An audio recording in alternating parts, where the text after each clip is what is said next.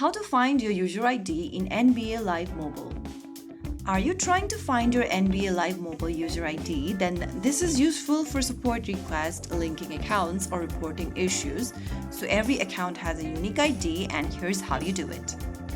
First of all, launch open the NBA Live Mobile app on your device, which can be an Android or iOS device, and wait for the home screen to load. Once you're inside this home screen, go ahead and tap on the gear button at the top right corner, and this will open up this accounts tab where you'll be able to find your user ID. This is your user ID at the top. It is of numeric characters. You can write down your user ID in a piece of a paper. This user ID is useful for support requests, linking accounts, or reporting issues. So there you have it. That is how you can easily find your user ID in NBA Live Mobile. If you found the video helpful, don't forget to like, share, and subscribe to our channel. I will see you again in the next video.